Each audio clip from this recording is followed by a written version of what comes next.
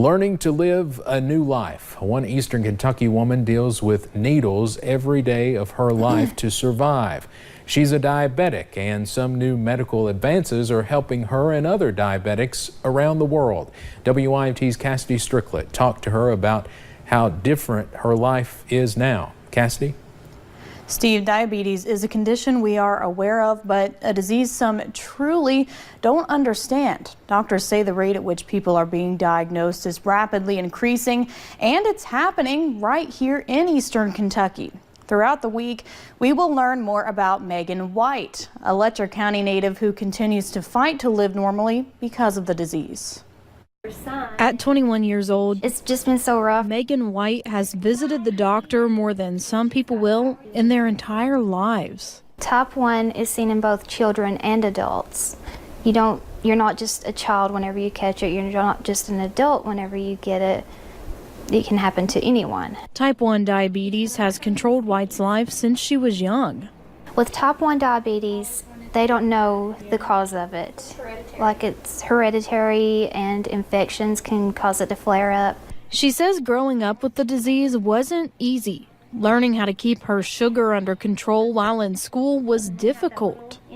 During class and everything, when I would have to leave to take an insulin shot, they would ask, why do you have to take shots? What is diabetes and everything? And it just made me feel so uncomfortable and out of place. White has to check her sugar 6 to 8 times each day. She also has to manage her insulin pump throughout the week. It'll say it's connecting the transmitter to the sensor. The current pump I have right now, I still have to program in my insulin, my blood sugar, and all of that. In the past, she was embarrassed about her condition. Now she's not backing down. Instead, she's using her story to spread awareness and provide hope for others. Don't think any of this was ever your fault or anyone else's fault, because it happens to a lot of people. A strength that inspires those around her. She's a really good kid. She is, and she goes through a lot, to have to deal with what she does every day. Soon she will have a new device that will help stabilize her diabetes and normalize her life. Hopefully be walking around like I'm not a diabetic. A new normality and a new hope. We will learn more about White's new insulin pump later this week. Tomorrow, we will talk with White's mom, Amanda Smith, about what it was like raising a child with diabetes. And it's not one you will want to miss. Steve. Yesterday, we introduced you to Megan White, a young Letcher County woman who has lived with diabetes almost her entire life. Today, you'll meet her mother to learn more about what it's like raising a child with the disease. WYMT's Kassidy Stricklett joins us now with more. Cass? Steve, Amanda Smith says she knew something was wrong with her daughter Megan when she was just a toddler. Her worst fear became her reality when doctors diagnosed Megan with diabetes at just 3 years old. She says the diagnosis not only changed life for Megan, but for the entire family. The signs were there. Staying thirsty and losing weight. Amanda Smith's instincts told her something wasn't right. So I took her to her pediatrician. I said, she's showing signs of diabetes. After months of trips to the emergency room and visiting doctors, her daughter Megan was finally diagnosed with type 1 diabetes.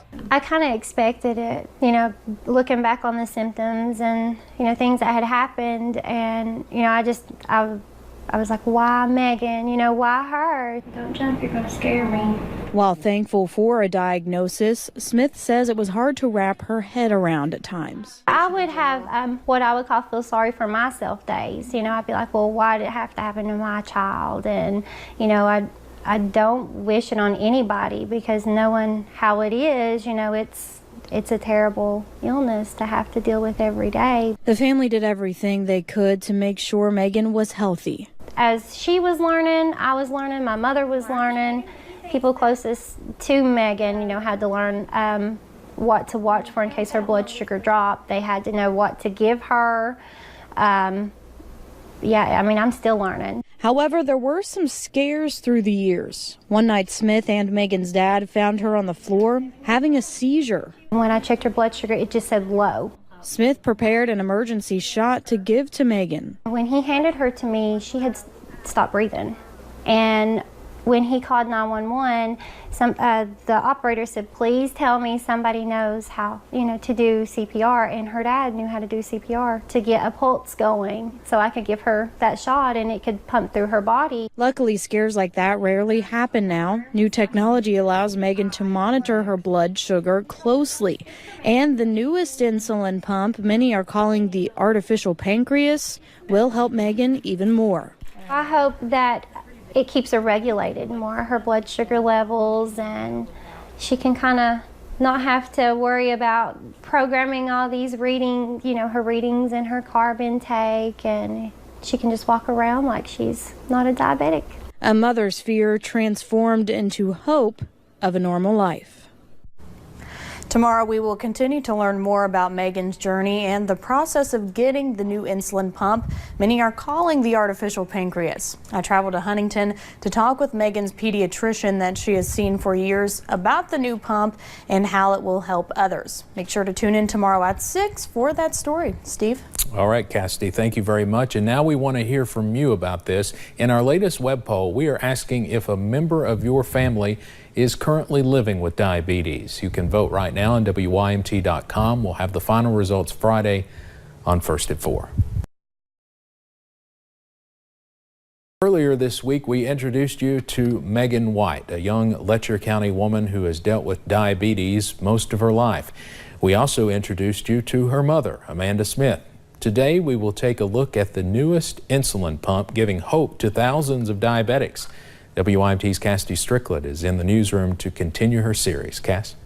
Steve, the MiniMed 670G from Medtronic may sound like medical terminology to us, but to thousands of diabetics, it's a device they have been waiting for. Manufacturers and doctors are calling the new insulin pump the artificial pancreas. Megan White was one of the first people in our region to get the pump. I went to Huntington with White and her mom a few weeks ago as they learned how to use the pump. A day years in the making. I've been looking forward to this for so many years. Megan White visits the doctor in Huntington every few months, but this time is different. You can see that both pumps look really similar, which makes it nice because this is going to be an easy transition for you. This time, she's training to use the MiniMed 670G, the latest insulin pump that doctors say will drastically change the lives of thousands of diabetics. With this new pump, we don't have to check it as often, and you have better results. So we get better blood sugar numbers, and you don't have to worry about having these severe low blood sugar reactions that often can lead to hospitalizations for kids, because the pump actually prevents the lows from happening, which is pretty amazing.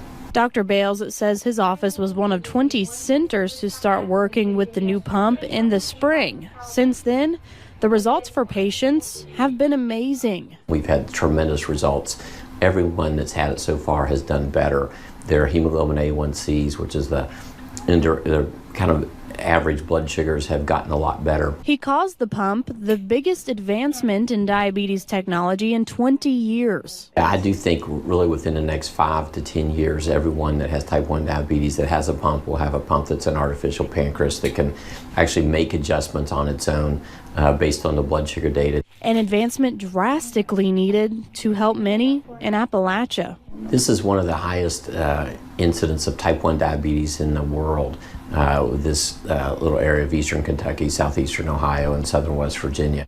Tens of thousands of diabetics are currently on the waiting list to get the new pump. White was one of the first in our area to get hooked up to the device. I hope other diabetics can get this, and I just know it's going to be a life changer, not just for the diabetic child or an adult that gets it, but, for their loved ones as well. As for White, It's just been, we've went through so much to finally be able to get this artificial pancreas, and I hope it helps me a lot. she's just thankful for the chance to feel better.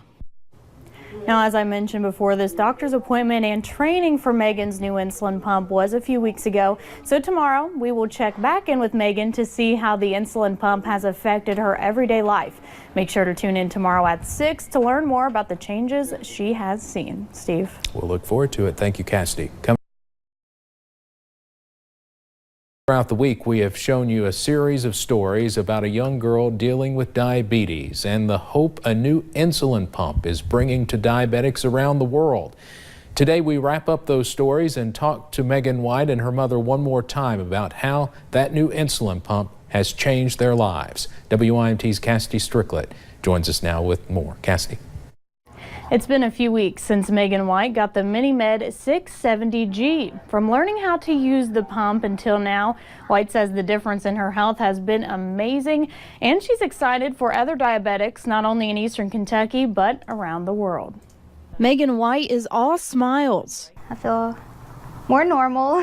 A month or so ago, White was hooked up to the MiniMed 670G, also known as the artificial pancreas. She says the changes in her health have been amazing. I've seen better improvements with my blood sugars. I've felt a lot better, like used to before this artificial pancreas, as they call it. I used to feel so bad, and my blood sugars would be up and down constantly, and now they kind of stay regulated. White says one of the main changes is that she doesn't have to be as hands-on. If my sugar ever does spike up, it automatically gives me insulin for it until my blood sugar comes down. And during the middle of the nights and everything, used to I'd have to get up and eat something sweet, wait for it to come up and check it again. But now if I don't feel like getting up to eat anything, it stops giving me insulin until my blood sugar starts coming up again. It's a change even her mother has noticed. And it seems like she's walking around like she's not even a diabetic. She doesn't even take as many finger sticks anymore. So we're down to what? How many finger sticks? About 2 to 3. Yep. 2 to 3. And she was 6 to 8. On the 21st of this month, 18 years ago, White was diagnosed with diabetes, an anniversary that reminds her mom of how far they've come. It's scary. She had a guardian angel by her side all those years. White is confident she will see even better results the longer she has the pump, and has a message for other diabetics. It truly is worth waiting for, and I've seen so many improvements and differences in my health and my life. It's really unbelievable, and they're going to love it. From here on out, it's all up to me now, up to me and my artificial pancreas. Normality is becoming a reality for Megan White. White says she credits a lot of her success to her mother and doctors. She wants to stress to other diabetics that it's important to take care of yourself in order to get the new pump. To learn more about getting the new insulin pump for yourself or a loved one, you're encouraged to talk to your doctor. It's a conversation many agree is worthwhile. In the newsroom, Kassidy Stricklett, WIMT Mountain News. Kassidy, thank you very much. Great series.